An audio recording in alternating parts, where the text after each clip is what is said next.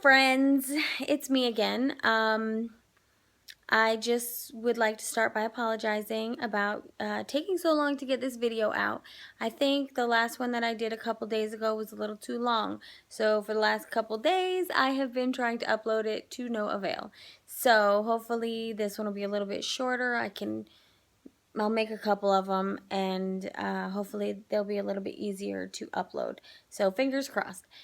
Again, I would like to ask that everyone subscribe and like and share and all that, but especially subscribe, because once I get 50 subscriptions, then I'll be doing a giveaway. The first giveaway is going to consist of a cherry wine called Jinja.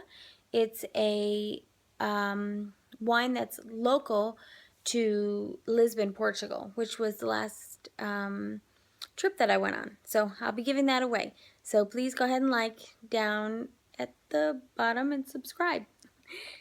All right, so I will be talking about the planning process for the actual trip. So what I like to do is since I'm always planning trips, I like to keep things in folders, different folders for each trip. I like to keep plane ticket printouts, my boarding passes if I have the availability to print them out. I also put any bookings that I've already done, i.e. hop on, hop off bus, print that out. Anything from Viator or bookings.com, whatever, just print everything out. I also spend a little bit of time and go day by day and write a timeline out, just to make sure I'm not packing too much in, because I have small children, and they can't go for as long as adults can go. And rather than dragging them along kicking and screaming, I'd like to actually have a peaceful vacation. So I try not to pack in too much. So having said that, I plan each day, and not to the minute detail, just like January 1, hop on, hop off bus. January 2, castle such and such, and put times, 0630 to 1500, whatever, just a very loose outline of what I'm doing, to make sure A, I have some downtime, B, I have something planned in each day, or to even see if I have a free day that I could start plugging stuff in. But that really helps me keep things a little bit organized and keeping everything in the same location, so that I'm not scrambling at the last minute. Everything is in that folder, okay?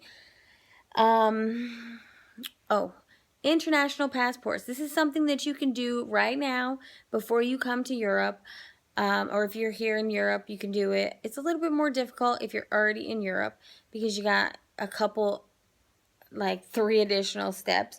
But if you're back in the States, go to AAA, and it's like $10-15. You spend 2 seconds filling out like front back of a form, maybe just front of a form, and like I said, $10-15 right then and there on the spot. You have an international driver's license.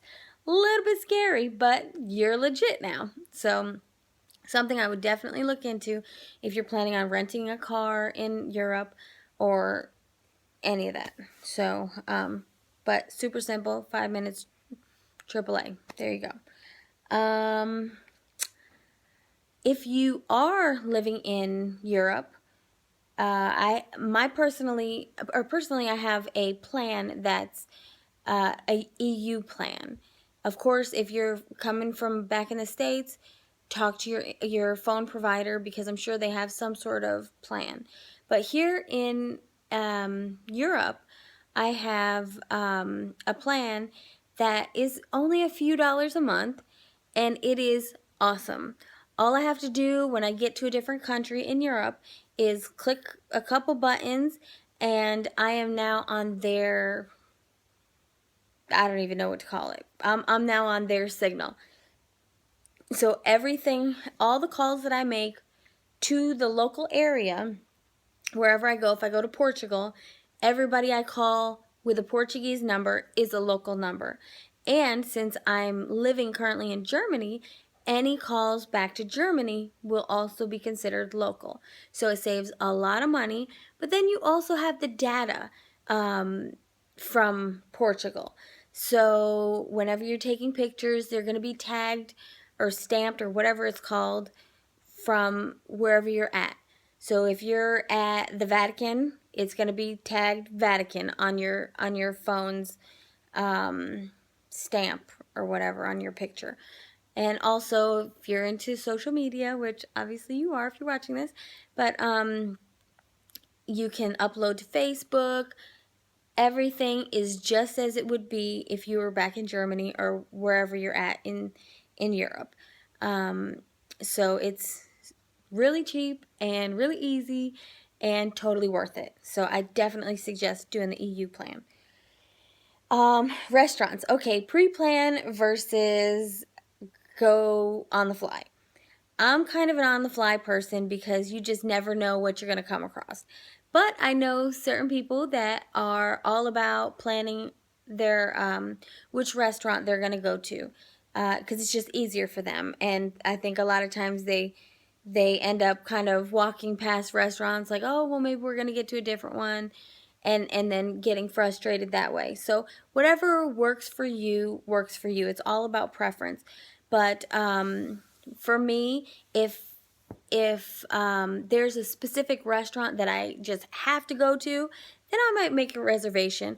Or for example, if you're going to London, of course you got to go to the Ritz-Carlton and have afternoon tea. I mean, who doesn't do that in London, right?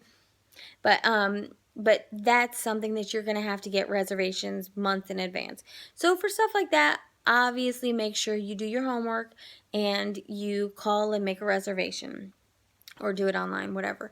But in my experience, some of the best food that I've had while traveling is at the mom and pop shops.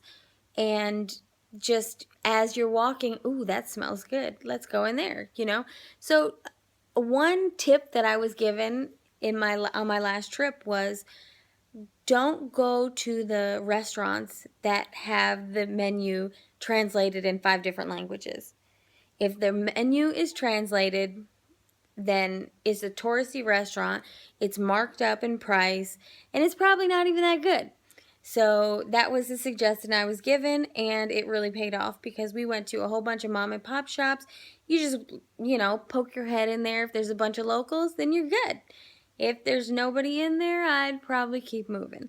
But yeah, check out the menu, and if you can't read it, you're probably in the right place. And 9 times out of 10, they can speak a little bit of English and tell you kind of what you want, what they got. Give me something with chicken, and they'll give it to you. Try not to be too much of a snob if you can't speak the language though.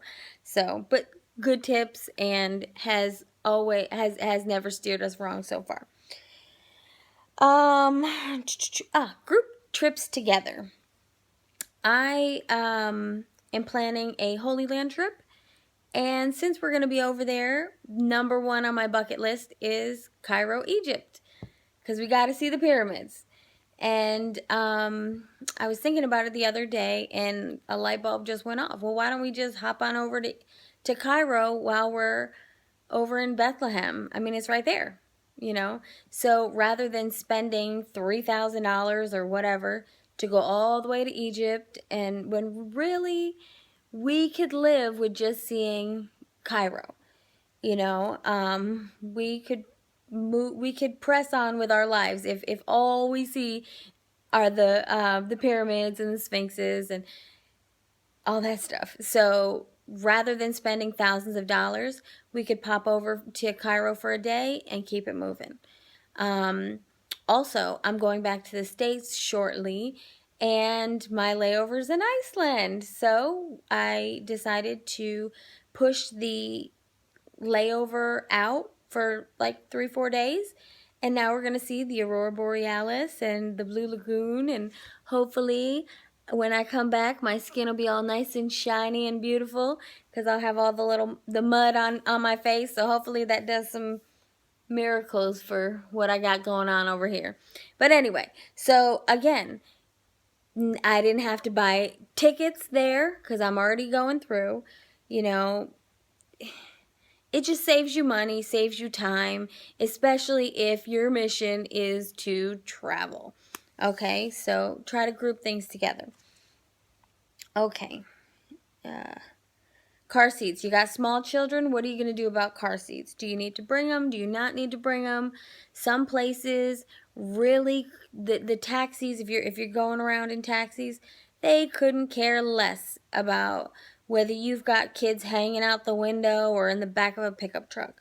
Whereas some places will not, the taxi will not even stop and look at you if you have a small child and they don't have a car seat in their car. Okay.